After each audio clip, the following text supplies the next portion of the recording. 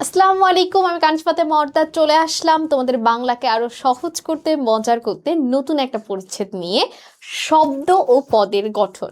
এখন কথা হচ্ছে শব্দ ও পদের গঠন, এটা যতটা না গুরুত্বপূর্ণ এমসিকিউ এর জন্য, কিন্তু তোমরা যখন এই যে পরিচ্ছেদ নয়, নয়ের পরে তো পরিচ্ছেদ 10 আছে, 11 আছে, 12 আছে, 13 আছে, এই যে পরের যে পরিচ্ছেদগুলো আছে, কেউ যদি পরের পরিচ্ছেদগুলো ভালো মতো শিখতে চায় তাহলে তার জন্য এই পরিচ্ছেদটা খুবই গুরুত্বপূর্ণ। অর্থাৎ এই যে শব্দ পদের গঠন পরিচ্ছেদটা যে আছে না, এই পরিচ্ছেদগুলোর সাথে পরিচ্ছেদ 10 উপসর্গ, পরিচ্ছেদ 11 প্রত্যয়, পরিচ্ছেদ 12 সমাস, এছাড়া বিভক্তি, নির্দেশক, কিছু পরিচ্ছেদ আছে এরপরে আমাদের, সেই পরিচ্ছেদগুলোর বেসিক আলোচনা মূলত এই পরিচ্ছেদে। এই পরিচ্ছেদ থেকে প্রায়ই বোর্ডে প্রশ্ন আসে, 1-2 বছর আছে যে এরকম প্রশ্ন আসেনি, কিন্তু প্রশ্ন আসা না আসা এখানে ফ্যাক্টই না। ফ্যাক্ট হচ্ছে কেউ যদি পরের পরিচ্ছেদগুলোর বেসিক শিখতে চায়, তার পরিচ্ছেদ নয় শিখেই এই পরের পরিচ্ছেদগুলোতে যেতে হবে। আজকের পরিচ্ছেদটা ছোট্ট একটা পরিচ্ছেদ, কিন্তু এটার আসলে গুরুত্বটা অনেক। কারণ এই পরিচ্ছেদটার বেসিক যদি কারো ক্লিয়ার না থাকে, পরের পরিচ্ছেদগুলো তাদের বোঝানো আমার জন্য অনেক কঠিন হয়ে যাবে। তাই আজকের পরিচ্ছেদে দেখবে বেশিরভাগ আলোচনাই হবে বেসিক আলোচনা, একদম গোড়া আলোচনা। অর্থাৎ উপসর্গ জিনিসটা কি, শব্দ জিনিসটা কি, প্রত্যয় জিনিসটা কি, সমাস জিনিসটা কি, বিভক্তি কি, শব্দ পদের পার্থক্যটা কি, এই যে একদম ছোট ছোট বিষয়গুলো আমরা আজকে জানবো। আর এই ছোট ছোট বিষয়গুলো জানার পরেই আমরা বড় বিষয়গুলো শিখতে পারবো। কখনোই একটা জিনিস মনে রাখবা, স্বরেয় স্বরেয়া এগুলো হয়তো ছোট ক্লাসে পড়া হতে পারে, কিন্তু কেউ যদি স্বরেয় স্বরেয়াই না জানে, তার কাছে তো শব্দ গঠন করা বা বাক্য গঠন করা সম্ভব না, তাই না? তো প্রত্যেক জিনিসের ক্ষুদ্র অংশের একটা গুরুত্ব থাকে। তো এটা হচ্ছে আজকে আমাদের বাংলা ব্যাকরণের একটা ক্ষুদ্র অংশের আলোচনা। এই ক্ষুদ্র অংশ যদি কেউ না জানে, তাহলে সে বড় অংশটা তৈরি করতে পারবে না, ঠিক আছে? হয়তো বা এর চেয়ে অনেক গুরুত্বপূর্ণ টপিক আমাদের বাংলা দ্বিতীয় পত্রে আছে, যেমন সমাস, কারক, সন্ধি, প্রত্যয়। এই টপিকগুলো মোস্ট ইম্পর্টেন্ট টপিক আমাদের বাংলা সেকেন্ড পেপারের জন্য, ঠিক আছে? কিন্তু এই বড় বড় বা এই গুরুত্বপূর্ণ টপিকগুলো যদি আমরা শিখতে চাই, তাহলে এটার ক্ষুদ্র অংশ আমাদের শিখতে হবে। আর এই ক্ষুদ্র অংশগুলো হচ্ছে আমাদের পরিচ্ছেদ 9 আছে, শব্দ ও পদের গঠন, এই পরিচ্ছেদটাতে। তো আশা করি আজকের এই পরিচ্ছেদটা যখন আমরা শিখবো, তখন আমরা বাংলা সম্পর্কে বেসিক খুব স্ট্রং করে ফেলতে পারবো, ঠিক আছে? মূলত আমাদের এই যে বাংলাদেশ, আমি প্রায় 7-8 বছর ধরে স্টুডেন্ট পড়াচ্ছি।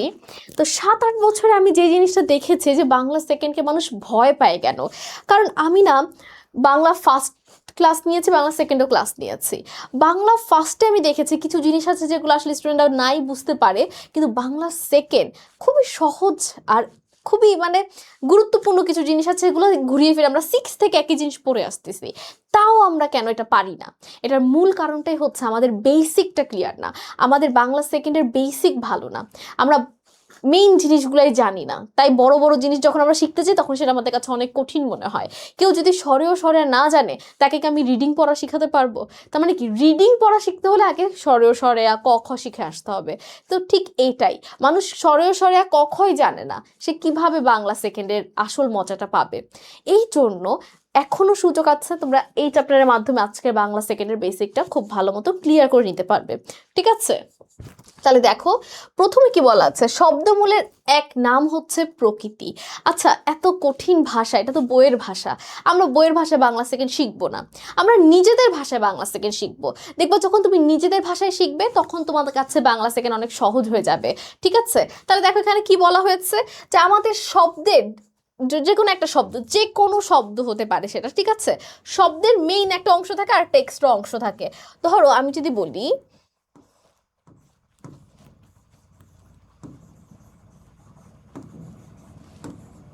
নিমাই, ধরো এখানে আমি একটা শব্দ লিখেছি নিমাই। এই যে নিমাই শব্দটা আছে, এই শব্দটাকে আমরা ভাঙতে পারি চাইলে, কারণ এগুলো প্রত্যেকটাই সাধিত শব্দ। এখন দেখো সাধিত শব্দ কি, একটা হচ্ছে মৌলিক শব্দ, একটা হচ্ছে সাধিত শব্দ, ঠিক আছে? মৌলিক শব্দ হচ্ছে যেটাকে আর ভাঙা যাবে না, আর সাধিত শব্দ আছে যেটার সাথে বিভক্তি, প্রত্যয়, উপসর্গ, সমাস, সন্ধি, তারপর হচ্ছে বিভিন্ন লগ্নক, এগুলো যুক্ত হয়ে যখন নতুন কোনো একটা শব্দ গঠন করে, ঠিক আছে? তাহলে দেখো নিমাই শব্দটাকে যদি আমি ভাঙি, আমি কিন্তু চাইলেই ভাঙতে পারি। ভাঙলে আমি দুটো অংশ পাবো, একটা অংশ হচ্ছে নিম, আর আরেকটা অংশ হচ্ছে আই। তার মানে কি আমরা দেখতে পাচ্ছি নিম যোগ আই সমান সমান নিমাই। তাহলে প্রত্যেকটা শব্দ এরকম, প্রত্যেকটা শব্দ, অর্দা, ধরো আমার নাম অর্দা, অর যোগ দা, অর্দা, তো প্রত্যেকটা শব্দকে এভাবে চাইলে আমরা ভাঙতে পারবো, তাই না বলো? শুধুমাত্র মৌলিক শব্দগুলো বাদ দিয়ে। মৌলিক শব্দকে আর ভাঙা যায় না, কিন্তু মৌলিক ছাড়া বাদ বাকি সকল শব্দকে আমরা ভাঙতে পারি।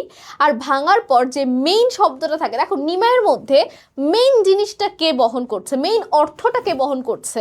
আমরা জানি একটা শব্দ হতে হলে কি তার অর্থ থাকতে হবে, অর্থ ছাড়া তার শব্দ হবে না, তাই না? তো শব্দের অর্থ কে বহন করছে? নিম শব্দটা বহন করছে। আই দিয়ে তার কোনো অর্থ প্রকাশ করা যায় না। তাহলে আমাদের এখানে নিম শব্দটা কি একটা অর্থ প্রকাশ করছে, তাহলে নিম এটাই হচ্ছে শব্দের মূল অংশ। তো এটাই বলা হয়েছে শব্দের মূল অংশের নাম হচ্ছে কি? প্রকৃতি।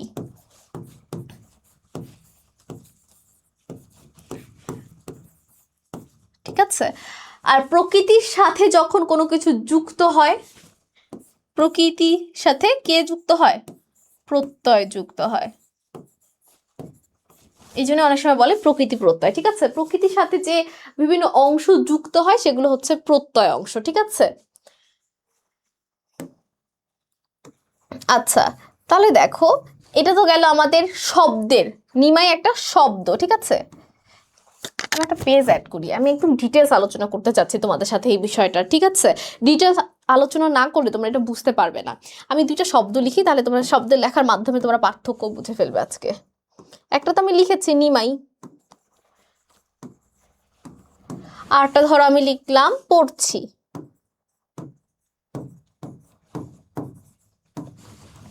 দেখো মেইন পার্থক্যটা আগে শিখতে হবে।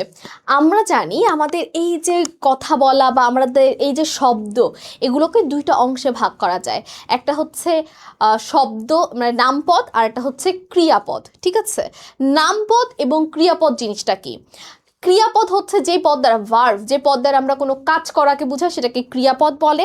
আর ক্রিয়াপদ ছাড়া বাদ বাকি সকল পদই হচ্ছে আমাদের নামপদ। ঠিক আছে? তাহলে আমরা এখানে বুঝতে পারছি নিমাই দ্বারা কোনো কাজ করাকে বুঝাচ্ছে না। যেহেতু নিমাই দ্বারা কোনো কাজ করাকে বুঝাচ্ছে না, তার মানে এটা কি? নামপদ। ক্রিয়াপদ ছাড়া বাদ বাকি সকল পদকেই নামপদ বলে। সেটা বিশেষ্য হতে পারে, বিশেষণ হতে পারে, সর্বনাম হতে পারে, অর্থাৎ ক্রিয়া ছাড়া বাদ বাকি সবই নামপদ। তাহলে আর পড়ছি দ্বারা যেহেতু একটা কাজ করাকে বুঝায়, তাহলে এটা হচ্ছে ক্রিয়াপদ।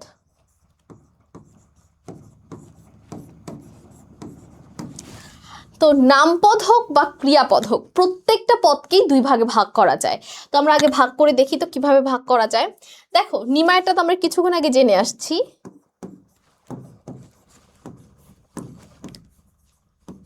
নিম যোগ আই, নিমাই। আর পড়ছি এটাকে আবার দুই ভাগে ভাগ করা যায়।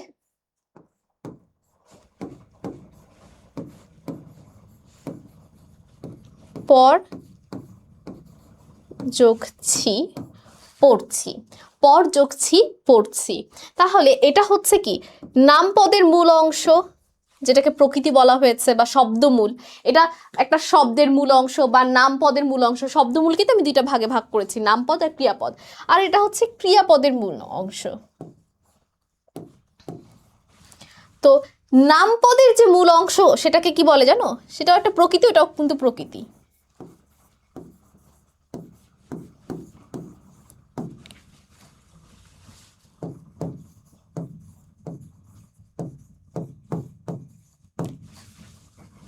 নামপদের মূল অংশ হচ্ছে কি? শব্দমূল বলছে। আর ক্রিয়াপদের মূল অংশকে ক্রিয়ামূল। ঠিক আছে? ক্রিয়ামূল বা ধাতু বলে। এটার আরেকটা নাম কি? ধাতু। ক্রিয়ামূল বা ধাতু।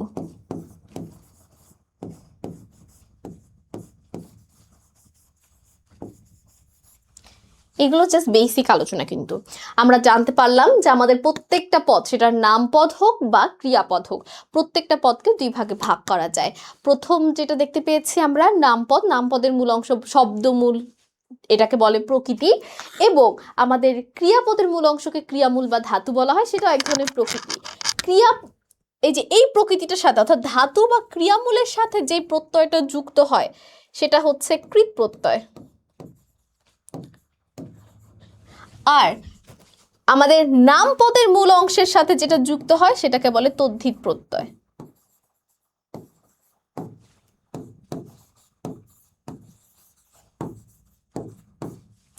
ঠিক আছে, তার মানে আমরা জানতে পারলাম যে আমাদের প্রকৃতির সাথে যখন প্রত্যয় যুক্ত হবে, যদি নাম প্রকৃতির সাথে বা নাম পদের মূল অংশের সাথে যুক্ত হয় সেটা হবে তদ্ধিত প্রত্যয়, আর যখন ক্রিয়াপদের সাথে ক্রিয়ামূলের সাথে যুক্ত হবে সেটা হবে কৃৎ প্রত্যয়। ঠিক আছে, তাহলে দেখো আমাদের এই যে যুক্ত হলো প্রত্যয়, কৃৎ প্রত্যয় বলো বা তদ্ধিত প্রত্যয় বলো, এই যে প্রকৃতির সাথে যখন প্রত্যয়টা যুক্ত হচ্ছে, যুক্ত হওয়ার মাধ্যমে সাধিত শব্দ গঠন করছে আমাদের। দেখো এখন আমরা একটু এই আগের পেজে যাই। এখানে কি বলা হয়েছে, শব্দমূলের এক নাম হচ্ছে প্রকৃতি, অর্থাৎ এই যে শব্দমূলের যে মূল অংশটা ছিল তার একটা নাম হচ্ছে প্রকৃতি, তার একটা নাম হচ্ছে কি প্রকৃতি। এই যে শব্দমূলের এই যে একটা শব্দ, শব্দের মূল অংশ যার একটা নাম হচ্ছে কি প্রকৃতি, এটার কথাই বলা হয়েছে এখানে। এখন লাইনটা কি সহজ মনে হচ্ছে না বলো, যে শব্দমূলের মূল অংশ বা এক নাম, আরেক নাম হচ্ছে প্রকৃতি। প্রকৃতি হচ্ছে দুই ধরনের, একটা হচ্ছে নাম প্রকৃতি আর একটা হচ্ছে ক্রিয়া প্রকৃতি। এখন দেখো তোমাদের বুঝতে সুবিধা হবে, এই জন্য একটু আগে ওই জিনিসগুলো আমি লিখলাম। একটা হচ্ছে নাম প্রকৃতি, একটা হচ্ছে ক্রিয়া প্রকৃতি। তাহলে দেখো এরপর আমি এখন আবার চলে আসি। তাহলে আমরা দেখতে পাচ্ছি একটা হচ্ছে কি, এক প্রকৃতির নাম হচ্ছে, এটার নামই হচ্ছে কি নাম প্রকৃতি, কারণ এটা নাম পদের, এটা নাম পদের, এখানে কি লেখাই ছিল নাম পদ, তাহলে এটার নাম হচ্ছে নাম প্রকৃতি। আর পড়ছি যে ক্রিয়াপদ থেকে আমরা যে প্রকৃতিটাকে পেয়েছি সেটার নাম হচ্ছে ক্রিয়া প্রকৃতি। ক্রিয়াপদ থেকে যেটা পেয়েছে দেখো ক্রিয়াপদ থেকে যে প্রকৃতিটা পেয়েছে সেটার নাম হচ্ছে ক্রিয়া প্রকৃতি, যার আরেক নাম ধাতু বা ক্রিয়ামূল। দেখো এর পরের লাইনে কি বলা আছে, ক্রিয়া প্রকৃতির অন্য নাম হচ্ছে ধাতু। ঠিক আছে, এখানে তো আমরা এমসিকিউ আকারে সাজিয়েছি, আর তোমাদের ডিটেলস আলোচনার জন্য আমি আলাদাভাবে বলে দিচ্ছি। উপসর্গ ও প্রত্যয় দিয়ে গঠিত শব্দকে সাধিত শব্দ বলে। এখন চলো আমরা এতক্ষণ তো প্রত্যয় সম্পর্কে জানলাম, এগুলো প্রত্যয়ের ক্ষেত্রে আমরা প্রকৃতিটা জানতে পেরেছি। এখন কথা হচ্ছে সব সময় কি এমন হয় যে আমাদের শব্দের শেষেই কোনো কিছু যুক্ত হচ্ছে? তা কিন্তু না, মাঝে মধ্যে শব্দের শুরুতেও কিন্তু যুক্ত হয়। যেমন আমি যদি তোমাদের একটা উদাহরণ দেই, ধরো এখানে আমি একটা শব্দ লিখলাম হাড়। এই হাড় শব্দের শুরুতে, ধরো হাড় শব্দের শুরুতে আমি যদি যুক্ত করি উপ, তাহলে সেটা কি হয়ে গেল, সেটা হয়ে গেল উপহার। যদি আমি যুক্ত করি প্র, তাহলে হয়ে গেল কি প্রহার, মানে মারা। যদি আমি এটার আগে যুক্ত করি সরেয়া, অর্থাৎ আকার যুক্ত করলে কি হয়ে যায় আহার, আহার মানে খাওয়া। আমি যদি এখানে যুক্ত করি সমা, তাহলে হয়ে গেল কি সমাহার।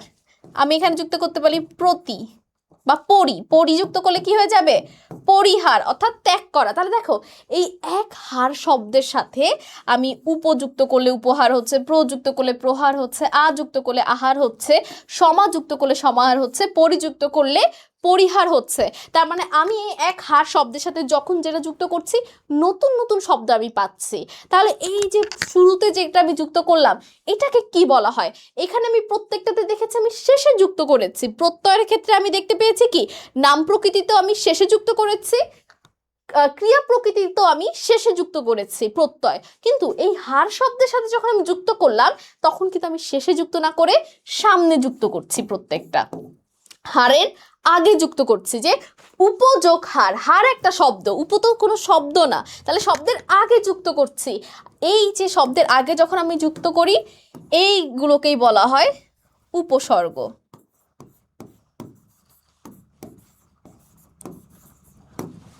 দেখো আমি সবসময় একটা জিনিস বলি যে আমার ছাত্রছাত্রীরা বাংলা গ্রামার যতটা না পারে তারা ইংলিশ গ্রামার তার চেয়ে ভালো পারে। আমি যদি এখন সাফিক্স প্রিফিক্স বলি তোমাদের কাছে একটু বুঝতে সুবিধা হয়ে যাবে। প্রিফিক্স কি শব্দের আগে বসে, সাফিক্স শব্দের পরে বসে। উপসর্গ হচ্ছে প্রিফিক্স আর আমাদের প্রত্যয় হচ্ছে সাফিক্স। তাহলে আমরা দেখতে পাচ্ছি শব্দের আগে বসেও যেমন নতুন শব্দ গঠন করলো, দেখো উপসর্গতে হারের আগে উপযুক্ত হয়ে উপহার একটা নতুন শব্দ গঠন করলো, প্রহার দ্বিতীয় নতুন শব্দ, আহার 3 নম্বর নতুন শব্দ, সমাহার 4 নাম্বার, পরিহার 5 নাম্বার, প্রতিহার 6 নাম্বার, বিহার 7 নাম্বার। একটা নতুন শব্দ গঠন করে ফেললো যখন আমার শুরুতে উপসর্গগুলো বসলো। তার মানে আমরা দেখতে পাচ্ছি যে আমাদের এই যে উপসর্গ এবং প্রত্যয় এরা কি করছে, এরা তো শুধু শুধু শব্দের সাথে যুক্ত হচ্ছে না, শব্দের শুরুতে বা শব্দের শেষে যুক্ত হয়ে এরা নতুন নতুন শব্দ গঠন করছে। আর এই যে নতুন শব্দ গঠন হচ্ছে এগুলোকেই বলে সাধিত শব্দ। কারণ মৌলিক শব্দকে ভাঙা যায় না, কিন্তু সাধিত শব্দকে ভাঙা যায়। দেখো আমি যখন উপহারকে ভাঙবো আমি দুটো জিনিস পাবো, উপযোগ হার। যখন আমি প্রহারকে ভাঙবো প্রযোগ হার, আহারকে ভাঙবো আযোগ হার, সমাহারকে ভাঙবো সমাযোগ হার, পরিহারকে ভাঙবো পরিযোগ হার। অর্থাৎ প্রত্যেকবার আমি ভেঙে নতুন নতুন শব্দ পাচ্ছি। আবার দেখো নিম যোগ আই, নিমাই, এটাকেও আমি ভাঙলাম নিমাই শব্দটাকে। পড়ছি পর যোগ ছি, ক্রিয়াপদটাকে ভেঙে আমি দুইটা শব্দ পাচ্ছি। তার মানে যখনই আমরা দেখবো যে একটা মৌলিক শব্দের আগে পিছে বিভিন্ন শব্দ যুক্ত হয়ে বা বর্ণ যুক্ত হয়ে, সবসময় যে শব্দ যুক্ত হবে তা না, মাঝে মধ্যে বিভক্তি যুক্ত হতে পারে, মাঝে মধ্যে প্রত্যয় যুক্ত হতে পারে, মাঝে মধ্যে উপসর্গ যুক্ত হতে পারে, মাঝে মধ্যে একদম আলাদা দুটি শব্দ যুক্ত হয়ে সমাস গঠন করতে পারে। অর্থাৎ এই যে শব্দ, এই শব্দের আগে পিছে যে কোনো জায়গায় বসে নতুন কিছু তৈরি হতে পারে, এগুলোকেই বলা হয় সাধিত শব্দ। তাই এখানে যে আমার বলা হয়েছে যে উপসর্গ ও প্রত্যয় দিয়ে গঠিত শব্দকে সাধিত শব্দ বলে, এই তথ্যটা একটু ভুল আছে। এখানে মূলত হতে পারে সমাসও যুক্ত হতে পারে, বিভক্তিও হতে পারে, তারপর হচ্ছে তোমার উপসর্গ প্রত্যয় তো লেখাই আছে, সন্ধি হতে পারে, নির্দেশক হতে পারে, বচন হতে পারে, যে কোনো কিছু। ঠিক আছে, তার মানে আমরা এটা এভাবে বলতে পারি যে আমাদের যে প্রকৃতি আছে এই প্রকৃতির সাথে আগে পিছে বা যে কোনো জায়গায় যুক্ত হয়ে যখনই আরেকটা নতুন শব্দ গঠন করবে সেটাই হচ্ছে মূলত আমাদের সাধিত শব্দ। এরপর কি বলা আছে দেখো, শব্দ গঠনের প্রধান প্রক্রিয়াই হচ্ছে সমাস। সমাস জিনিসটা এখন আবার কি সেটা নিয়ে যদি আমি একটু বলি, ধরো আমি বললাম হাট যোগ বাজার, হাট যোগ বাজার, হাট বাজার। এর আগে আমি দেখতে পেয়েছি যে হয়তোবা শব্দের আগে কোনো বর্ণ বা বর্ণের সমষ্টি যুক্ত হয়েছে, কিন্তু দেখো এখানে বাজার শব্দটার সাথে হাট শব্দটা যুক্ত হয়েছে, যেটা দুইটাই শব্দ। অর্থাৎ শুধু যে শব্দের ছোট অংশ, শব্দাংশ, শব্দাংশ মানে কি শব্দ যোগ অংশ, শব্দের কিছু অংশ যুক্ত হয়ে যে সাধিত শব্দ গঠন করবে তা কিন্তু না, সম্পূর্ণ একটা শব্দের সাথে আর একটা শব্দ যুক্ত হয়েও সাধিত শব্দ গঠন করতে পারে। যেমন তার উদাহরণ হচ্ছে সমাস। এই জন্য কিন্তু বলা হয়েছে শব্দ গঠনের প্রধান প্রক্রিয়াই হচ্ছে সমাস। কারণ সমাসের ক্ষেত্রে একদম দুই সাইডেই কি থাকে, তুমি যেটাই বলো শুরুতে বা শেষে যেটাই বলো দুই সাইডেই শব্দ নিজেই থাকতে পারে। আচ্ছা, এরপর দেখো গঠনগতভাবে শব্দ দুই ধরনের, একটা হচ্ছে মূল শব্দ আর একটা হচ্ছে সাধিত শব্দ। এখন কথা হচ্ছে মূল শব্দ কোনগুলো। আমি একটা মূল শব্দ যদি উদাহরণ দিই, নাক, তিন, এই উদাহরণগুলো কেন দিচ্ছি, এই উদাহরণগুলো সবচেয়ে বেশি পরীক্ষায় এসেছে। আমার প্রিয় গোলাপ, তাহলে দেখো নাক, তিন, গোলাপ, এই প্রত্যেকটা শব্দই এরা হচ্ছে মৌলিক শব্দ, এদের আর ভাঙা যায় না। যখন কোনো শব্দকে ভাঙা যাবে না সেটাই হচ্ছে মৌলিক শব্দ বা মূল শব্দ। আর আরেকটা অংশ হচ্ছে কি সাধিত শব্দ। কিছুক্ষণ আগে আমরা সাধিত শব্দ নিয়ে দেখো কত বিশ্লেষণমূলক আলোচনা করেছি। আমরা জানি প্রত্যয় যুক্ত হয়েও সাধিত শব্দ হতে পারে, উপসর্গ যুক্ত হয়েও সাধিত শব্দ হতে পারে, সমাস, সন্ধি, বিভক্তি, বিভিন্ন জিনিস যুক্ত হয়ে আমাদের সাধিত শব্দ হতে পারে। গঠনগতভাবে পদ দুই প্রকার। আচ্ছা, এখন কথা হচ্ছে শব্দ আর পদ। আমাদের এই পরিচ্ছেদটার নামই হচ্ছে শব্দ ও পদ। এতক্ষণ আমরা মৌলিক এবং সাধিতর মধ্যে পার্থক্যটা শিখেছি, যে মূল শব্দ আর সাধিত শব্দের মধ্যে পার্থক্যটা কি, তাই না? তো এখন আমরা যেটা জানবো সেটা হচ্ছে শব্দ ও পদের মধ্যেও পার্থক্য আছে। ধরো আমি বললাম গোলাপ,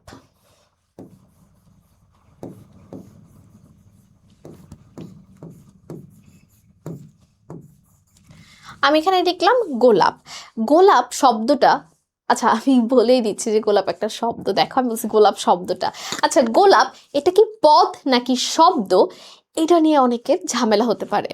অনেকে আছে বলবে এটা পদ, আবার অনেকে আছে বলবে এটা শব্দ। মূলত এটা কি? দেখো, একই শব্দ মাঝে মধ্যে পদও হতে পারে। যেমন গোলাপ, গোলাপ এখানে হচ্ছে একটা শব্দ, কিন্তু আমি যখন বলবো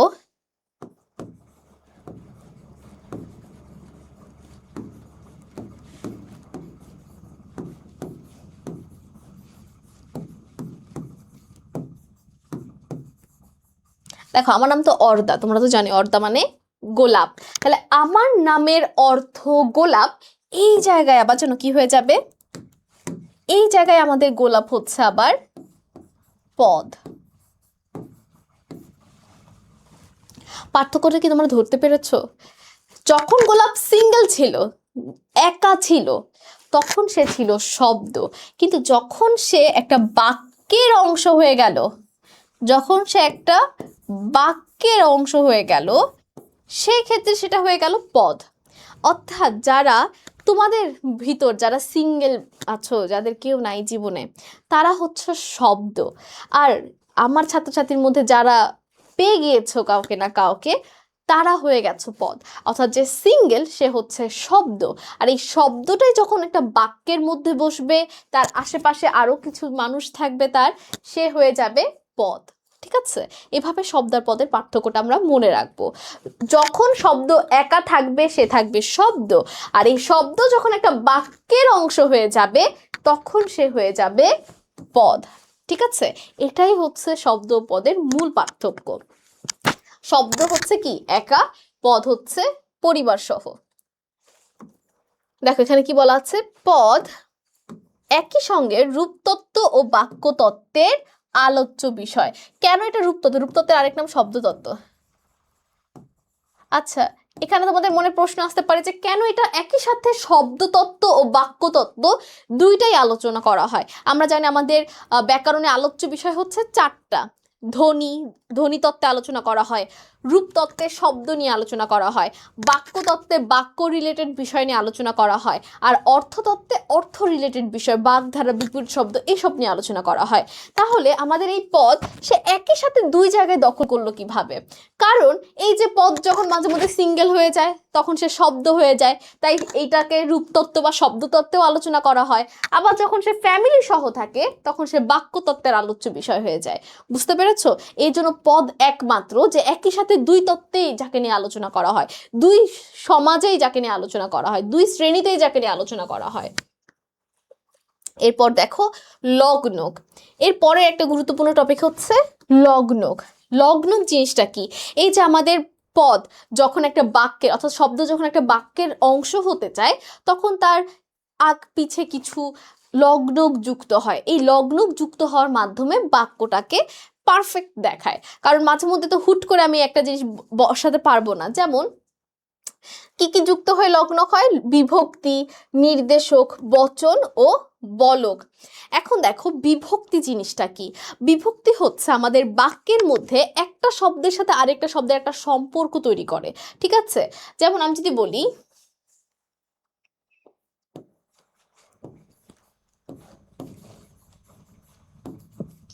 আমার হাত কলম আছে,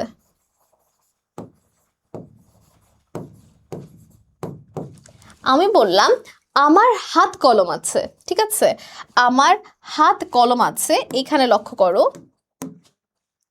এই যে হাত শব্দটা যে দেখতে পাচ্ছ, এই হাত শব্দের সাথে দেখো হাত যোগ এ, হাতে কলম আছে হওয়ার কথা ছিল। আমি যখন বললাম আমার হাত কলম আছে, এই বাক্যটাকে শুনতে একদমই ভালো শোনাচ্ছিল না, কারণ এই বাক্যের মধ্যে একটা পদের সাথে আরেকটা পদের কোনো সম্পর্ক তৈরি হয়নি। আমি যখন বললাম আমার হাত কলম আছে, এটা কেমন শোনায় আমার হাত কলম আছে? কারণ এখানে হাত শব্দের সাথে কলম শব্দ কোনো সম্পর্ক তৈরি করতে পারছিল না। যেহেতু সম্পর্ক তৈরি করতে পারছিল না, এই জন্য এটাকে একটা সুন্দর বাক্য মনে হচ্ছিল না। যখন আমি হাত শব্দের সাথে এ একটা বিভক্তি যুক্ত করে দিয়েছি,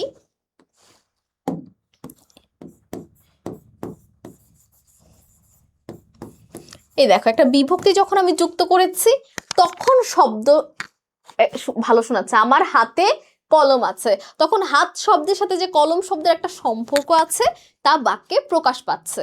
তার মানে এই যে বিভক্তি, বিভক্তির কাজ কি? বিভক্তির কাজ হচ্ছে বাক্যের এক পদের সাথে আরেক পদের একটা সম্পর্ক তৈরি করতে সাহায্য করা, ঠিক আছে? অর্থাৎ বাক্যটাকে আরো সুন্দর দেখানোর জন্য বাক্যের এক শব্দের সাথে আরেক শব্দের যে একটা সম্পর্ক আছে, শুধু শুধু তো যে কোনো পরিবারে যাকে তাকে বসানো যাবে না, অবশ্যই তার সাথে সম্পর্ক তৈরি করেই ওই পরিবারের অংশ করতে হবে। আমি তো যাকে তাকে এই পরিবারের ভিতরে সে দিয়ে দিতে পারি না, তাই না? যে আমার কলম আছে, এটা দেখতে শুনতে ভালো শোনাচ্ছে, কিন্তু হাত শব্দটার সাথে তো কলমের কোনো সম্পর্ক ছিল না।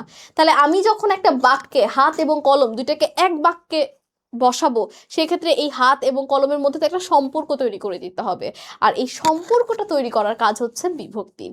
অর্থাৎ একটা বাক্যে যখন নতুন কোনো শব্দ আমি যুক্ত করি, সেই শব্দটা যেন পদে পরিণত হতে পারে, বাক্যের একটা অংশ হয়ে যেতে পারে, এক শব্দের সাথে আরেক শব্দের একটা সম্পর্ক তৈরি করার জন্য বিভক্তিটা ব্যবহার করা হয়ে থাকে, ঠিক আছে?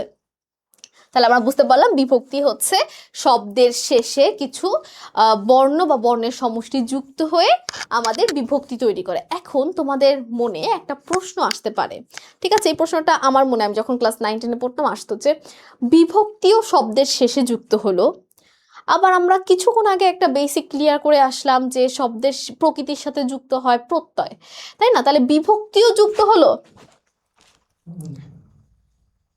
এটা তো নড়াচড়া করা যাচ্ছে না, আচ্ছা সমস্যা নেই।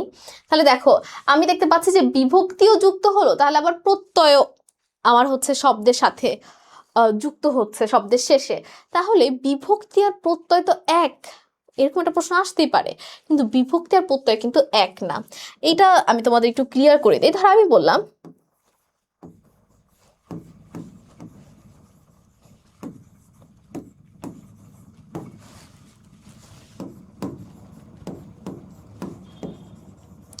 আমি হাত পালি। আচ্ছা, হাত পালা কি সম্ভব? আমরা কি কেউ নিজেদের হাত পালি? তাহলে এই জায়গাটাতেও দেখো বাক্যটাকে সুন্দর শোনাচ্ছে না, অর্থাৎ একটা সাথে আরেকটার কোনো সম্পর্ক তৈরি করতে পারে নাই বাক্য, তাই না? এক শব্দের সাথে আরেকটা শব্দের। তাহলে এখানে যদি আমি বলতাম, হাতের সাথে যদি আমি রস্বই যুক্ত করে বলতাম,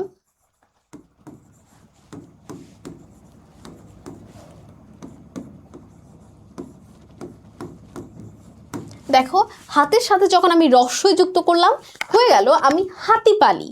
এইটা মনে হচ্ছে যে না, এখন বাক্যটার অর্থটা ঠিক থাকছে। কেন?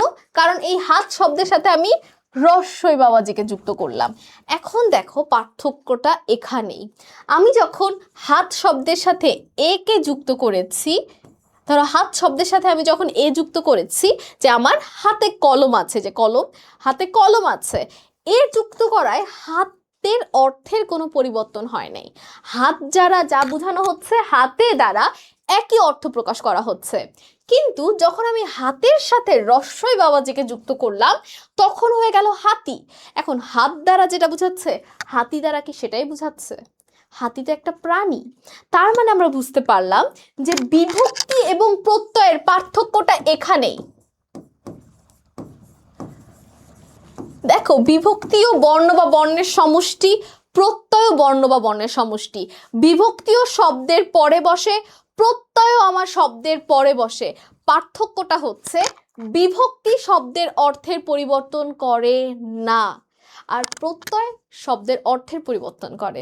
এটাই হচ্ছে দুজনের পার্থক্য।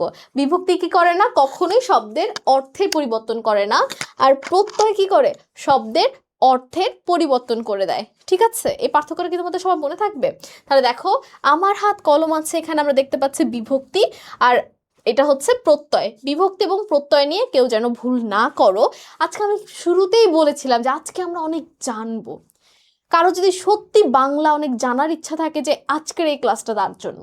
আজকে আমরা বাংলা অনেক জানবো, ঠিক আছে? আমরা অনেক ছোট ছোট বিষয় যেগুলো আসলে আমরা জানি না, আর এই ছোট ছোট বিষয়গুলো জানি না দেখেই বড় বড় বিষয়গুলো আমরা শিখতে পারি না। ছোট ছোট বিষয় দিয়েই বড় বিষয় শেখা যায়। আচ্ছা, তারপর দেখো নির্দেশক। নির্দেশক হচ্ছে আমরা জানি আমাদের শব্দের শেষে যে নির্দিষ্ট করে বোঝানোর জন্য আমরা কিছু বর্ণ বা বর্ণের সমষ্টি যুক্ত করি, যে টি, টা, এগুলো, ঠিক আছে। বচন, বচনকে দুই ভাগে ভাগ করা যায়। বচন মানেই হচ্ছে সংখ্যার ধারণা। আমরা আমাদের শব্দগুলো কি সিঙ্গেল আছে না, মানে এক বচন নাকি বহু বচন, সে কি একা নাকি একের অধিক বোঝানো হচ্ছে এই শব্দটা দ্বারা, এটা আমরা বচনের মাধ্যমে জানতে পারি। তো একটা লগ্নকেরই অংশ। এর পরের অংশটা হচ্ছে বলক। বলক জিনিসটা কি? আমরা বলক শব্দটা সবসময় শুনেছি না, যে তরকারিতে জালের ক্ষেত্রে আমরা বলি যে এই বলক পাড়তেছে, মানে কি একদম টকবক করাকে বলক পাড়া বলে।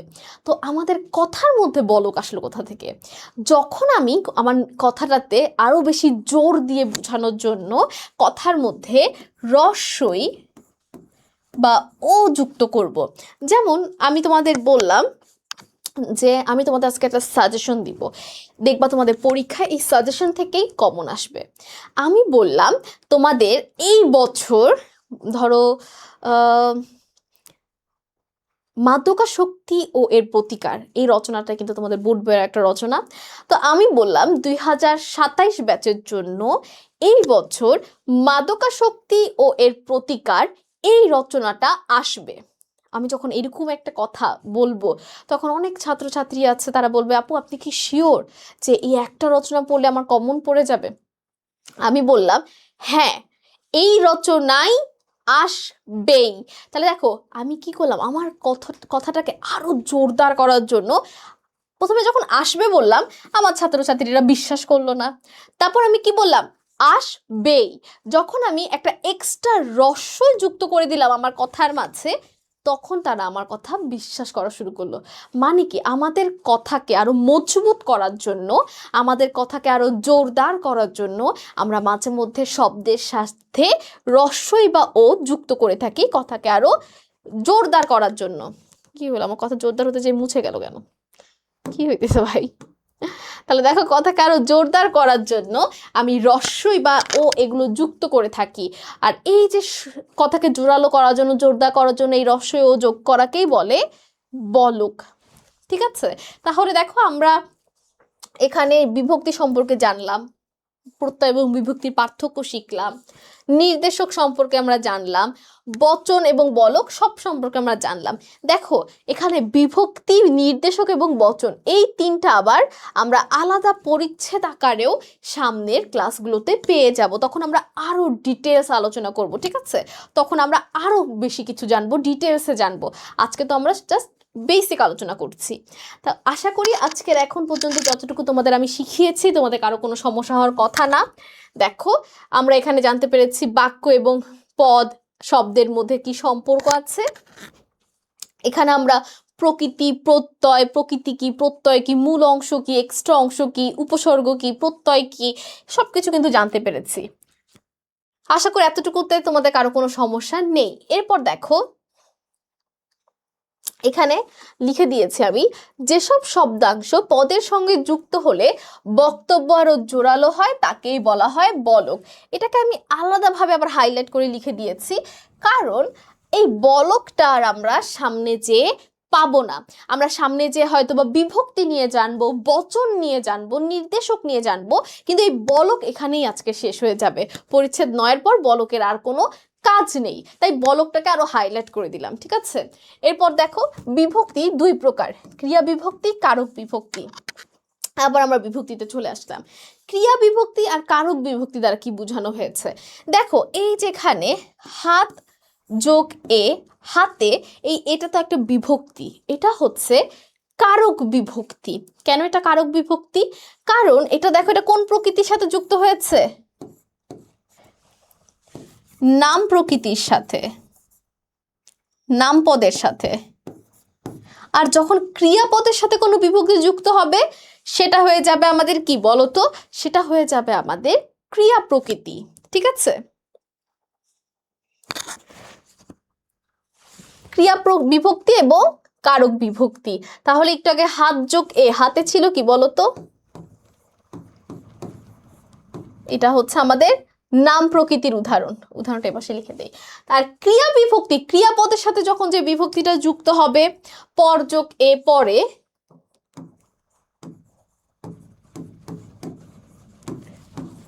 দুইটা জায়গাতেই এ যুক্ত হয়েছে, দুইটা জায়গাতেই বিভক্তিটা সেম এ।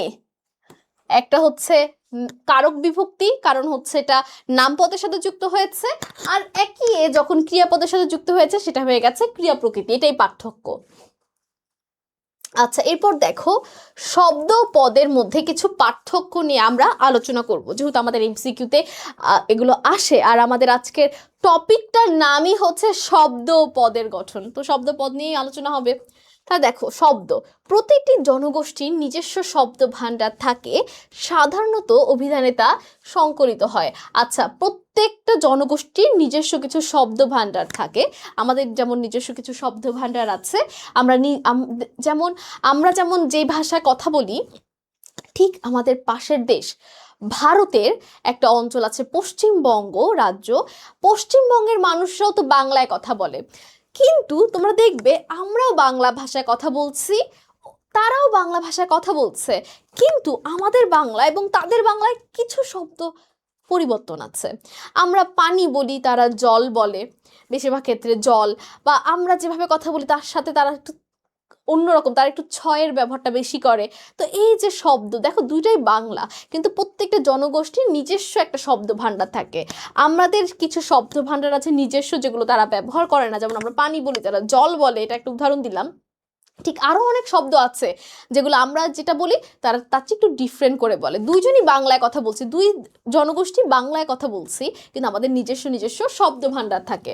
তাহলে দেখো প্রতিটি জনগোষ্ঠী কি আছে, শব্দের ক্ষেত্রে নিজস্ব শব্দ ভাণ্ডার আছে। শব্দ যখন বাক্যে স্থান পায় তখন তার নাম হয় পদ, এটা তো আমরা জানি, শব্দ যখন বাক্যের মধ্যে বসে পরিবার পায়। অভিধানের শব্দগুলো বিচ্ছিন্ন ও পরস্পর সম্পর্কহীন, অর্থাৎ আমাদের যে বিভিন্ন শব্দ আমাদের ডিকশনারিতে আছে, অভিধানে আছে, বাংলা একাডেমি ডিকশনারি বলো বা অভিধানে যে আমরা বিভিন্ন শব্দ জানতে পারছি, এক শব্দের সাথে তো আরেক শব্দের কোনো সম্পর্ক নাই, কারণ তারা তো সিঙ্গেল মানুষ, তাই না? সিঙ্গেলদেরকে এক সিঙ্গেলের সাথে আরেক সিঙ্গেলের সম্পর্ক থাকবে নাকি? এরপর দেখো, বাক্যের মধ্যে পদগুলো পরস্পর সঙ্গে সম্পর্কযুক্ত। আমরা কিছুক্ষণ আগে দেখে আসছি যে এই যে সম্পর্ক তৈরি করতে বিভক্তিও যুক্ত হলো, কারণ সম্পর্ক ছাড়া তো এক পরিবারের অংশ হওয়া যাবে না, হয়তোবা বিয়ে শাদী দিতে হবে, অথবা অ্যাডপ্ট করতে হবে, মানে দত্তক নিতে হবে, মানে কিছু একটা করে তোর বাপ মা বানাইতে হবে, বা হাজব্যান্ড ওয়াইফ হইতে হবে, তাই না? এমনি এমনি তার পরিবার হওয়া যায় না। প্রত্যেকটা পরিবারকে এমনকি হয় যে চলো আমরা 5-6 জন একসাথে থাকি, আমরা হয়ে যাব পরিবার, এভাবে কিন্তু পরিবার হয় না। হয়তোবা ছেলে মেয়ের বিয়ে দিয়ে স্বামী স্ত্রী হবে, তারপর সেখান থেকে সন্তান হবে, এইভাবে একটা পরিবার হবে, অথবা বাবা মা, তো বাবা মা ভাই বোন এরকম একটা পরিবার হবে। অর্থাৎ পরিবার হতে হলে অথবা রক্তের সম্পর্ক থাকতে হবে, অথবা বিয়ে শাদী করতে হবে, কোনো একটা সম্পর্ক তো থাকতে হবে, সম্পর্ক ছাড়া তো একসাথে বসা যায় না, একসাথে চলা যায় না।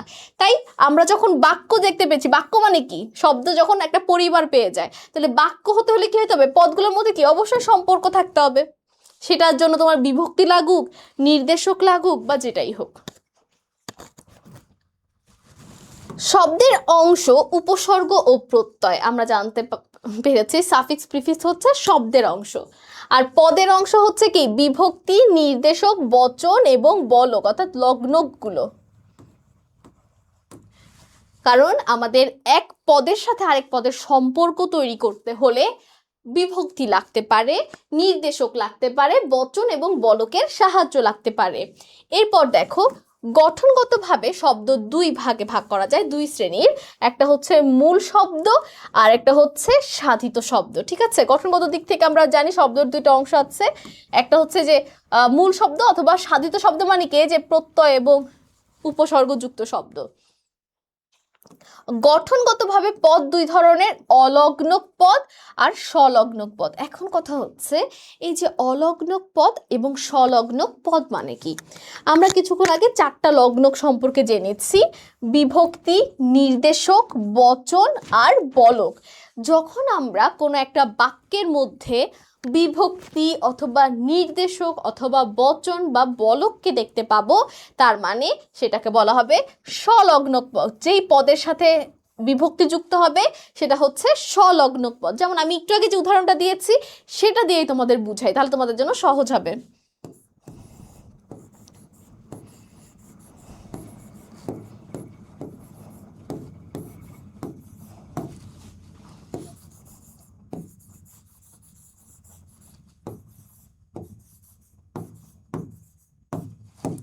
দেখো আমার হাতে কলম আছে, এখানে আমি হাত শব্দের সাথে বিভক্তি যুক্ত করেছিলাম, তার মানে এখানে একটা বিভক্তি যুক্ত হয়েছে, তাই এটা হচ্ছে স্বলগ্নক।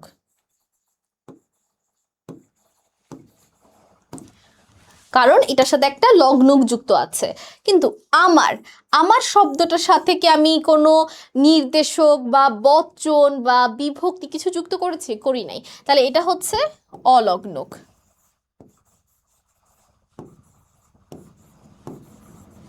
আবার কলম, এই যে কলম শব্দটা, যে কলম শব্দের সাথে কি আমি কোনো বিভক্তি, নির্দেশক, বচন বা বলককে যুক্ত করেছি? করিনি, তাহলে এটা হবে কি? অলগ্নক। আবার এই যে আছে, এই যে আছে ক্রিয়াপদটা যে আছে, এই আছের সাথে কি আমি কোনো বিভক্তি, নির্দেশক, বচন বা বলককে যুক্ত করেছি? করিনি, তাহলে এটা কি হয়ে যাবে? অলগ্নক।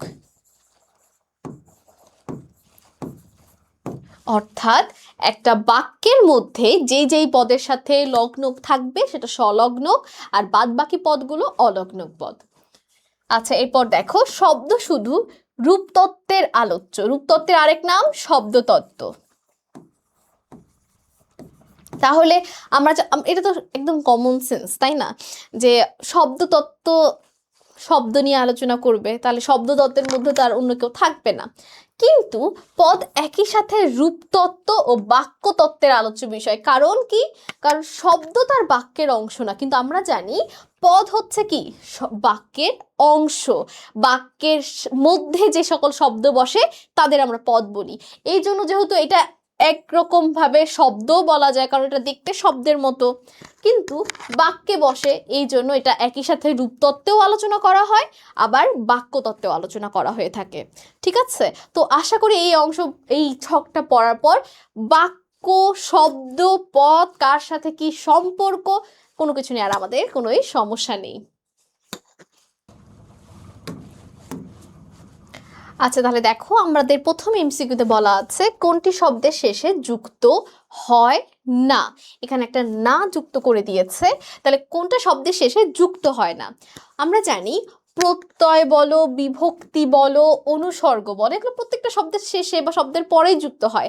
আমরা একটু আগে, কিছুক্ষণ আগে প্রত্যয় এবং বিভক্তির পার্থক্য পর্যন্ত শিখে আসলাম, তাহলে এটা তো আমরা জানি যেগুলো হয়। তাহলে যুক্ত হয় না কে? আমাদের প্রিফিক্স অর্থাৎ উপসর্গ, কারণ উপসর্গ সবসময় শব্দের শুরুতে যুক্ত হয়। উত্তর হচ্ছে উপসর্গ। নিচের কোন শব্দে কারক বিভক্তির ব্যবহার হয়েছে? কারক বিভক্তি জিনিসটা কি সেটা আমাদের একটু বুঝতে হবে। কারক বিভক্তি হচ্ছে নাম পদের সাথে যে বিভক্তিটা হবে, ক্রিয়াপদের সাথে না, সেটা তো ক্রিয়া বিভক্তি। তাহলে দেখো করলাম, এখানে না ক্রিয়াপদের সাথে যুক্ত হয়েছে, তাহলে এটা কখনোই কারক বিভক্তি হবে না। তাহলে দেখো কৃষকের, কৃষক যোগ এর, দেখো আমি তোমাদের একটু ভেঙে দেখাই, কৃষক যোগ এর কৃষকের, তাহলে এখানে এর যে বিভক্তি যুক্ত হয়েছে এটা হচ্ছে আমাদের নাম পদের সাথে যুক্ত হয়েছে, কারণ আমরা জানি ক্রিয়াপদ ছাড়া বাদ বাকি সকল পদই হচ্ছে নাম পদ, আর নাম পদের সাথে যখন যুক্ত হয় সেটাই তো কারক বিভক্তি, তাই এটাই হচ্ছে আমাদের সঠিক উত্তর। এরপর দেখো নৌকার ছয়ে নীল মাছরাঙাটি বসে আছে, তাহলে দেখো এখানে অলগ্নক পদ কোনটি? আমরা জানি আমাদের পদকে দুইটি গঠনগত দিক থেকে দুই ভাগে ভাগ করা যায়, একটা হচ্ছে স্বলগ্নক পদ, একটা হচ্ছে অলগ্নক পদ, যার সাথে কোনো বিভক্তি, নির্দেশক, বচন, বলক এই চারটা লগ্নক থাকবে না, সে হবে অলগ্নক পদ। তাহলে দেখো নৌকার, এখানে আমরা দেখতে পাচ্ছি নৌকা শব্দের সাথে আর আছে, সরি বসন র আছে, র বিভক্তি, তাহলে এখানে আমরা দেখতে পাচ্ছি বয়সূন্যরা আছে। ছায়ে এখানেও আছে বিভক্তি এ। নীল এখানে কোনো কিছু নেই। মাছরাঙ্গাটি এখানে টি আছে যেটা নির্দেশক। বস যোগ এ, বসে এ আছে। আছেতেও এ আছে, তাহলে দেখো কোথায় কোনো কিছু আমরা পাচ্ছি না, সেটা হচ্ছে নীল। এই যে নীল শব্দটা যে দেখতে পাচ্ছি, এই নীল শব্দের সাথে না কোনো নির্দেশক আছে, না কোনো বচন আছে, না কোনো বিভক্তি আছে, তাহলে এটা আমরা বলতে পারি না যে এটাই হচ্ছে কি আমাদের অলগ্নক পদ, কারণ বাকিগুলো তো সলগ্নক, যার সাথে কোনো লগ্নক নেই সেই তো অলগ্নক। তাহলে উত্তর হবে কি নীল। এরপর দেখো গঠনগতভাবে পদ কত প্রকার। আমরা জানি গঠনগতভাবে পদ দুই প্রকার, সলগ্নক, অলগ্নক। কোনটি লগ্নক? দেখো প্রত্যয়, বিভক্তি, উপসর্গ, সমাস। প্রত্যয় না, উপসর্গ না, সমাস না, এগুলো তো সাধিত শব্দ, তাই না? এগুলো তো শব্দের সাথে বসে। এই তিনটা সম্পর্ক হচ্ছে কাদের সাথে বলো তো? এই তিনটা সম্পর্ক হচ্ছে শব্দের সাথে, আর বিভক্তির সম্পর্ক হচ্ছে পদের সাথে। আমরা কিছুক্ষণ আগে জেনে এসেছি বিভক্তি পদের সাথে বসে এক পদের সাথে আরেক পদের একটা সম্পর্ক তৈরি করে। তাহলে এটা উত্তরটা কি হবে? এটা উত্তরটা হবে আমাদের বি, বিভক্তি। আমি যেটা বললাম বি, বিভক্তি। এরপর দেখো কি হলো, যাচ্ছে না কেন? আচ্ছা, কোনটি মৌলিক শব্দ? আমরা জানি আমাদের শব্দকে দুই ভাগে ভাগ করা যায়, একটা হচ্ছে মৌলিক শব্দ, একটা হচ্ছে সাধিত শব্দ। মৌলিক শব্দ হচ্ছে যেটাকে আর ভাঙা যাবে না, ভাঙলে অন্য কোনো শব্দ পাওয়া যাবে না। আর সাধিত শব্দ হচ্ছে যেটার সাথে হয়তো বা প্রত্যয় থাকবে, উপসর্গ থাকবে, সমাস, সন্ধি এগুলো যুক্ত হবে, ঠিক আছে? তাহলে দেখো বন্ধুত্বতে তয় বয়টা যুক্ত হয়েছে, প্রশাসন প্রযুক্ত হয়েছে, দায়িত্বতেও যুক্ত হয়েছে, কিন্তু চাঁদ শব্দের আগে পিছে কোনো কিছুই যুক্ত হয়নি, তার মানে এটা একটা মৌলিক শব্দ। এরপর দেখো শব্দ গঠনের উদ্দেশ্যে শব্দ বা নাম প্রকৃতির এবং ক্রিয়া প্রকৃতির পরে যে শব্দাংশ যুক্ত হয় তাকে কি বলা হয়? তাকে বলা হয় প্রত্যয়, কারণ শেষে যুক্ত হয় প্রত্যয়, শুরুতে যুক্ত হয় উপসর্গ। আচ্ছা, এখনো পদে ও হলো কি বলতো? আমি কিন্তু বলেছিলাম যে আমাদের কথাকে আরো বেশি মজবুত করার জন্য, কথাকে আরো জোরালো করার জন্য, জোর দিয়ে কোনো কিছু বলার জন্য আমরা কথার মাঝে প্রায় সময় রস্বই বা ও ব্যবহার করে থাকি। তাহলে এখন আমি তোমাকে বললাম যে এখন এই জায়গায় আসো, সে আসলো না, আমি আরো কথা যদি বললাম এখনো তুমি আসো নাই, তাহলে এখনো আমার কথাটাকে কি এখন শব্দের সাথে যখন ও যুক্ত করে কথাটা আরো জোরদার হয়ে যায়, মজবুত হয়ে যায়, তাহলে এটা কি বলক। গঠন অনুসারে শব্দ কত প্রকার? এটাও আমরা জানি দুই প্রকার। সবটুকু ওষুধ তোমাকে খেতে হবে, এখানে সবটুকু পদে কোন ধরনের লগ্নক ব্যবহার করা হয়েছে? আমরা জানি আমাদের লগ্নক হচ্ছে চার ধরনের, একটা হচ্ছে বিভক্তি, বচন, নির্দেশক, বলক। এখন দেখো সবটুকু, এখানে আমাদের কি যুক্ত হয়েছে? টুকু যুক্ত হয়েছে। আমরা জানি যখন আমরা কোনো কিছুকে নির্দিষ্ট করে দেই, টা, টি, খানা, খানি, টুকু, এই যে নির্দিষ্ট করার জন্য যেগুলো আমরা ব্যবহার করি সেগুলোকে বলে নির্দেশক। তাহলে এখানে যেহেতু টুকু যুক্ত হয়েছে তার মানে এটা অবশ্যই একটা নির্দেশক, নির্দিষ্ট করে দিচ্ছে কতটুকু। কোনটি লগ্নক নয়? আমি কিছুক্ষণ আগে চারটা প্রকারভেদ বলেছি লগ্নকের, তাহলে এই চারটার মধ্যে যেটা থাকবে না, যেমন প্রত্যয়, আমরা জানি নির্দেশক, বলক, বচন, বিভক্তি এগুলো তো হচ্ছে কি, এগুলো হচ্ছে আমাদের লগ্নক, তার মানে প্রত্যয় এখানে লগ্নক নয়। এরপর দেখো প্রকৃতি কত প্রকার? আমরা জানি প্রকৃতি দুই প্রকার, একটা হচ্ছে নাম পদের মূল অংশের সাথে যেটা বসে নাম প্রকৃতি, আর একটা হচ্ছে ক্রিয়াপদের মূল অংশ বা ধাতুর সাথে যেটা বসে সেটা, ঠিক আছে? ছেলেরা মাঠে ফুটবল খেলে, এখানে বাক্যে অলগ্নক পদ কোনটি? আবারও এসেছে কি অলগ্নক পদ, যার সাথে কোনো লগ্নক থাকবে না। আমাদের যে চারটা প্রকার লগ্নক আছে যার সাথে কোনো প্রকার লগ্নক বসবে না। তাহলে দেখো ছেলেরা মাঠে ফুটবল খেলে, এই বাক্যে অলগ্নক পদ কোনটি? ছেলেরা, এখানে রা আছে হবে না, মাঠে একার আছে, খেলেও হবে না, হবে কি ফুটবল। ফুটবল শব্দের আগে পিছে কোনো কিছু নেই। মৌলিক শব্দ কোনটি? আমি তোমাদের মৌলিক শব্দের উদাহরণ পড়ানোর সময়ই আমার নামের অর্থ দিয়ে কিন্তু এটা পড়িয়েছিলাম, সেটা হচ্ছে গোলাপ, কারণ গায়ক এটাকে সন্ধি আকারে ভাঙা যায়, গোলাপি, গোলাপ যোগ দীর্ঘি, হরিণ এগুলোকে প্রত্যেকটাকে ভাঙা যায়, গোলাপ শব্দকে ভাঙা যায় না, এটা একটা মৌলিক শব্দ। কিছু ইম্পর্টেন্ট মৌলিক শব্দের মধ্যে একটা হচ্ছে গোলাপ, এগুলো প্রায় সময় পরীক্ষায় আসে তাই একটু লিখে দিচ্ছি। গোলাপ, নাক, তিন,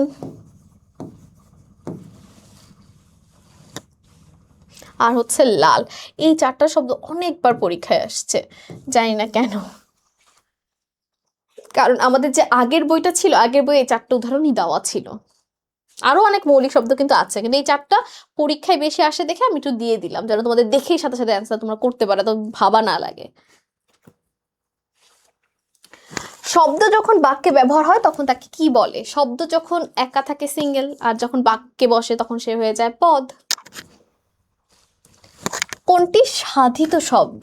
এখানে সাধিত শব্দ কোনটা? কিছুক্ষণ আগে একটা প্রশ্ন ছিল কোনটি মৌলিক শব্দ, আর এখানে এখন আমাদের প্রশ্ন এসেছে কোনটি সাধিত শব্দ, অর্থাৎ যেটার আগে হয়তো উপসর্গ থাকবে, অথবা পরে প্রত্যয় থাকবে, অথবা সমাস দ্বারা হবে, সন্ধি দ্বারা হবে। ঠিক আছে, গাছ, গাছ শব্দের আগে পিছে কিছু নেই, মাছ শব্দের আগে পিছে কিছু নেই, চাঁদ শব্দের আগে পিছে কিছু নেই, কিন্তু পরিযোগ চালক, পরিচালক, পরিচালককে ভাঙলে কি পাওয়া যায়? পরি যোগ চালক। তাহলে এই যে চালক শব্দটার আগে পরিযুক্ত হয়ে পরিচালক হচ্ছে, অর্থাৎ উপসর্গ যুক্ত হয়েছে। আর আমরা জানি সাধিত শব্দ হতে হলে কি, হয়তো উপসর্গ যুক্ত হবে, অথবা প্রত্যয় যুক্ত হবে, অথবা সমাস। তাহলে আমরা জানি হয়তো উপসর্গ, প্রত্যয় বা সমাস, সন্ধি এর মাধ্যমে আমাদের সাধিত শব্দ হয়। তার মানে এটাই হচ্ছে আমাদের সঠিক উত্তর। যেসব শব্দাংশ শব্দের সঙ্গে যুক্ত হলে বক্তব্য জোরালো হয় সেইগুলোকে কি বলে? কথাকে আরো মজবুত বা আরো জোরালো করতে আমরা শব্দের সাথে বলক যুক্ত করে থাকি, তাই না? তাহলে উত্তরটা কি হবে বলো তো? এটা উত্তরটা হবে 17 বলক। পদের লগ্নক কত ধরনের? আমরা জানি আমাদের পদের লগ্নক হচ্ছে টোটাল 4 ধরনের। ঠিক আছে, লগ্নকগুলো কি কি? বিভক্তি, বচন, নির্দেশক, বলক। হের এই দুয়ারে দাঁড়িয়াকে, এটা তো অনেকবার আসা একটা প্রশ্ন। অজ্ঞাতমূলক ধাতু, এই ধাতুটা হচ্ছে কি? একটা অজ্ঞাতমূলক ধাতু। কোনগুলো শব্দের লগ্নক? এখানে কোনগুলো আমাদের শব্দের লগ্নক? আমাদের কমন পড়ে যাচ্ছে প্রথম অপশনে বিভক্তি ও বচন। তাহলে একটা উত্তরটা কি হবে? 20-এর উত্তর হবে ক। খুবই সহজ। এরপর দেখো শব্দের কোথায় প্রত্যয় যুক্ত হয়। আচ্ছা, আজান দিচ্ছে তো।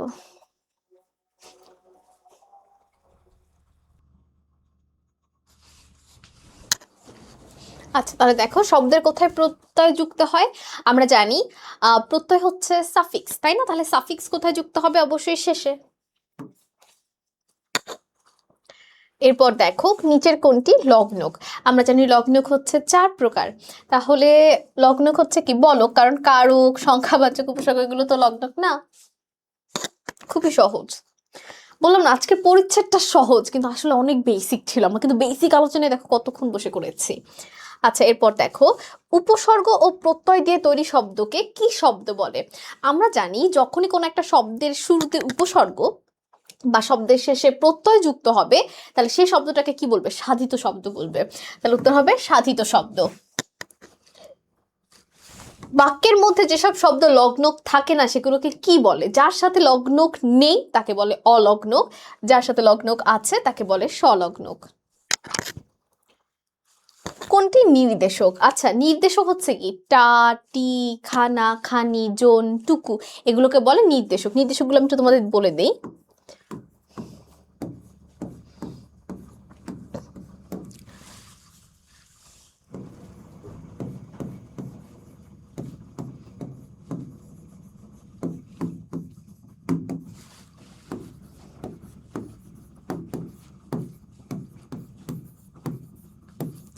এই যে এগুলো হচ্ছে আমাদের কিছু নির্দেশক। যখন শব্দের শেষে টা, টি, খানা, খানি, বাড়িখানা, বাড়িখানি, বা বাড়িটা, বাড়িটি, মানুষজন, টুকু, এই যে এগুলো যুক্ত হয় তখন সেটা নির্দিষ্ট করে বোঝানোর জন্য হয়, আর এগুলোকেই বলে নির্দেশক। তাহলে দেখো তো এই যে শব্দগুলোর মধ্যে কোনটা পড়ছে?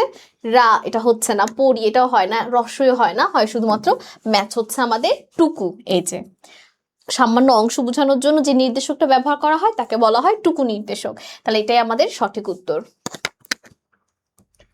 এরপর দেখো, ছেলেরা ক্রিকেট খেলে, এই বাক্যে ক্রিকেট পদটিকে কি বলা হয়?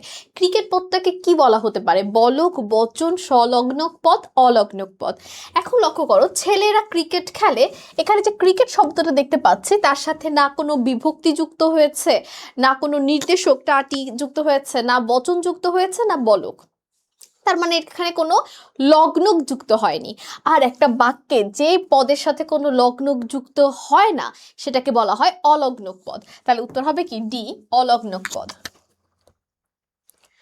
আচ্ছা, তাহলে দেখো, আজকে আমরা পরিচ্ছেদ 9-এর বেসিক নিয়ে আলোচনা করেছি, যেন আমরা পরের যে পরিচ্ছেদগুলো আছে, পরিচ্ছেদ 10, 11, 12, অর্থাৎ উপসর্গ, প্রত্যয়, সমাস, তারপর হচ্ছে বচন, নির্দেশক, এই সকল পরিচ্ছেদগুলো ভালো মতো বুঝতে পারি। আজকের এই পরিচ্ছেদের মেইন টপিকটাই ছিল শব্দ এবং পদ। শব্দের বিভিন্ন জিনিস আমরা জানতে পেরেছি, মৌলিক শব্দ, সাধিত শব্দ কিভাবে গঠন হয়, হয়তো উপসর্গ যুক্ত হয়ে, অথবা প্রত্যয় যুক্ত হয়ে, অথবা সমাসের মাধ্যমে সাধিত শব্দ হয়। আর তারপর আমরা জানতে পারলাম পদ শব্দ যখন বাক্যে বসবে সেটা হয়ে যাবে পদ। এই পদের আবার কি স্বলগ্নক এবং অলগ্নক অংশ সম্পর্কে আমরা জানলাম লগ্নক হচ্ছে টোটাল 4 প্রকার। একটা হচ্ছে কি বিভক্তি, বচন, নির্দেশক, বলক, এগুলো যুক্ত হলে সেটা স্বলগ্নক, এগুলো ছাড়াটা অলগ্নক। তো আমরা আজকে শব্দ পদের বিভিন্ন ডিটেলস নিয়ে আলোচনা করেছি। শব্দ পদ কোন তত্ত্বে আলোচনা করা হয়, এদের মধ্যে পার্থক্যটা কি, সকল বিষয় আমরা কিন্তু আজকের এই ক্লাসে শিখে ফেলেছি। তো আশা করি আজকের এই ক্লাস দেখার পর তোমাদের শব্দ এবং পদ, বাক্য, তত্ত্ব এগুলো নিয়ে কোনো সমস্যা থাকবে না। তো সকলকে অসংখ্য ধন্যবাদ এতক্ষণ কষ্ট করে আমাদের সাথে এই ক্লাসটি করার জন্য, এবং পরবর্তী যে পর্বগুলো আছে যেগুলো আরো গুরুত্বপূর্ণ টপিকসের উপর, সেগুলো দেখার আমন্ত্রণ রইল। আমি কানিজ ফাতেমা ওয়ারদাজ এখানেই শেষ করছি। আসসালামু আলাইকুম, আল্লাহ হাফেজ।